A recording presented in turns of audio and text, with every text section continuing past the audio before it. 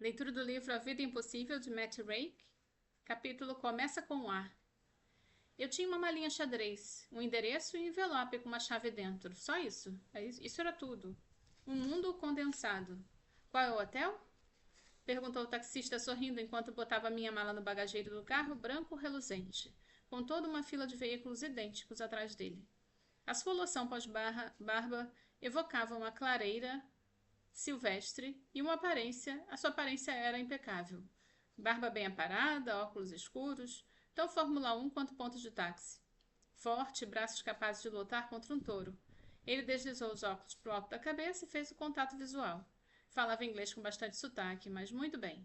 Sou péssima por julgar os outros pela cara, e ele tinha um rosto honesto e um sorriso de filhinho de mamãe. Gostei dele. Mesmo assim, me senti muito longe de casa. O calor latejante, as placas em espanhol e catalão, o céu de um azul exótico, as placas dos carros, a arquitetura moderna e elegante em tons de caramelo no aeroporto. Fiquei ali, de pé, olhando para as palmeiras vertiginosas, feito um bebê fitando adultos estranhos e altos. Ilhada, confusa, não tinha ideia do que estava fazendo. O lugar mais distante que eu tinha ido nos últimos 4 anos fora o supermercado da Candwick Road. Então, estar num ponto de táxi em meio a multidão frenética e malas de rodinhas, do lado daquelas palmeiras gigantes, fazia com que eu me sentisse uma exploradora, uma espécie de Dom Quixote com roupas da marca Spencer. Oi, olá. Ah, não é um hotel, é uma residência? Casa? Casa? Casa? Eu tinha aquele péssimo hábito inglês de achar que uma única barreira para a compreensão linguística era não repetir o suficiente as palavras. Entreguei a ele o endereço. Ele fitou o papel como se fosse algo difícil ou como se o perturbasse um pouco. Eu disse o nome da rua, embora ele fosse capaz de ler. Carretera Santa Eulália. Sem dúvida pronunciei errado, mas ele foi educado. Ou pelo menos ignorou completamente. Continuava olhando fixamente o papel, o que estava ali escrito, uma expressão preocupada, ainda assombrando seu rosto. A minha letra é horrível, eu comentei em tom de desculpas, mas não era isso. Eu conheço esse lugar, disse ele baixinho, já sem o menor sinal de sorriso. Eu já estive lá antes. Ah, já? Ele fez que sim com a cabeça e olhou para o taxista seguinte da fila, um homem mais velho e mais careca, recostado no carro, fumando e nos olhando com cara de que anda logo. Então entramos no táxi. Tá tudo bem? Perguntei. Houve uma pequena pausa. Ele então saiu do carro, parecendo ter despertado de um transe. Sim, acho que sim, essa casa. É a que fica um pouco depois da pista de kart, correto? Pra ser sincera, não sei, eu sou nova aqui. Veio visitar a família? Família? Uma palavra tão amável, mas tão dolorosa. Não, vim visitar ninguém. Só vim para ficar na casa. Eu conhecia a mulher que morava lá. Ele parecia ter algo a dizer sobre isso, mas acabou mudando de ideia. No caminho passamos por palmeiras e tabernas na beira da estrada, outdoors gigantes desbotados pelo sol anunciando boates, e um galo andando tranquilo na estrada principal. Na porta de um bar simples, dois velhos riam e jogavam xadrez sob o calor, do lado de uma antiga máquina de venda automática com um anúncio de Fanta Limon.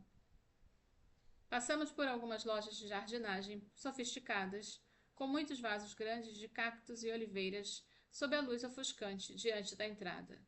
O motorista estava numa fresta da janela aberta, sentia um aroma de zimbro, pinheiro e um leve toque cítrico, um doce perfume mediterrâneo.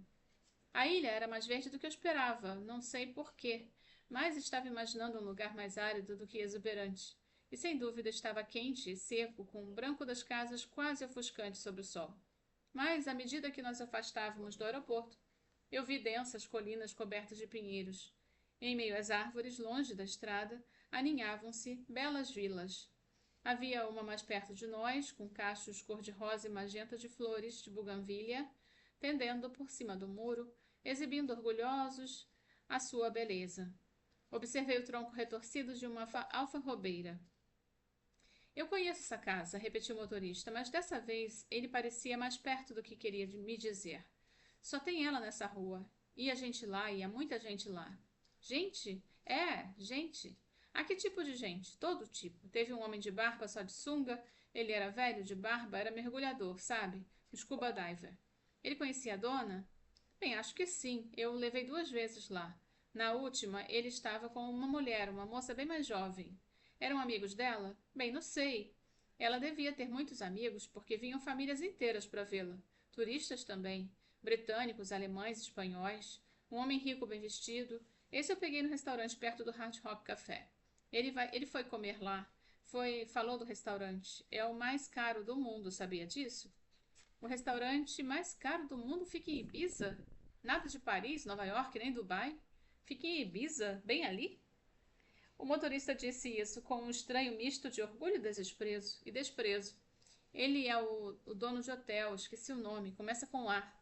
Mais recentemente teve uma mulher chorando. Chorando? Sim, perguntei se ela estava bem e ela disse que logo saberia depois da visita. Mas enfim, isso não foi a coisa mais estranha. E qual foi a coisa mais estranha? Bem, uma noite eu vi uma coisa doida lá. Uma coisa doida? Sim, ele fez que sim, me olhando pelo retrovisor. É, uma luz enorme, vindo da sala, das janelas. Eu estava passando de carro, e aquilo, como que se fala, quase não me deixou ver. Eu quase saí da pista. Eu ia replicar, mas alguém falou alguma coisa em espanhol no rádio de comunicação, e ele respondeu, e eu não entendi uma só palavra. Bem, a ilha definitivamente não tinha nada de deserta, nem de abandonada, mas apesar dos meus preconceitos, já dava para ver que era um lugar fascinante. Tinha alguma coisa no ar. Fiquei imaginando como a casa de Cristina seria. Quer dizer, a minha casa, né? Embora seja difícil imaginar dono de algo que eu nunca vi. Então eu não sei como ser dona de algo que eu nunca vi e que você não acha que merece, como se tivesse ganhado um prêmio por engano. Mas eu estava sentindo alguma coisa, algo fugaz, mas agradável. O que era uma novidade. Uma leve sensação que eu costumava ter quando viajava, quando era mais jovem. É um sentimento bobo, sabe? Mas vou compartilhar aqui, caso vocês também já tenham sentido isso antes. É a sensação do mundo inteiro acontecendo. Ela eleva o agora ao quadrado, não ao cubo. Não, à quarta potência. O que eu quero dizer é que viajar transforma a experiência num tesserato, extrapolando-a para a quarta dimensão. E é uma vertigem perceber quantos agoras estão acontecendo só de uma vez. Pensar em quantos taxistas em todos os continentes estão falando pelo rádio nesse momento, quantas pessoas estão dando à luz, nascendo um bebê, ou comendo um sanduíche, ou escrevendo um poema, ou segurando a mão de alguém que amam, ou olhando pela janela, ou falando com os mortos. Você falou de uma luz, comentei. A minha voz saiu fraca e distraída porque naquele exato momento passamos por uma loja chamada Sal de Ibiza, a única da rua. Era uma casa pintada num tom bonito de azul turquesa. Mas então algo interrompeu minha calma. Senti um aumento sensorial, como um animal que se de repente percebe que pode ser devorado. Do lado de fora havia uma bicicleta vermelha caída no chão e poeirada. Um dos principais problemas do mundo era a perpetuidade das bicicletas vermelhas. Enfim, eu fiz o que sempre fazia quando via uma, ou quando via qualquer coisa que me provocasse a lembrança aguda do Daniel. Então eu recorri à matemática. Uma placa de trânsito dizia Santa Eulália 3, San Juan 21, Portinari 25. Então, na minha cabeça, identifiquei as porcentagens. 25% de 3 é 0,75. 3% de 21 é 0,63. 21% de 25 é 5,25. Bem, tem gente que respira fundo. As 3 mulheres do avião faziam yoga, mas eu tinha a matemática. Então ela me ajudava a me distrair, me ajudava a esquecer por um momento que havia alguma coisa que não podiam ser decompostas nem subtraídas. Esse é o fim desse capítulo. O próximo se chama Sal.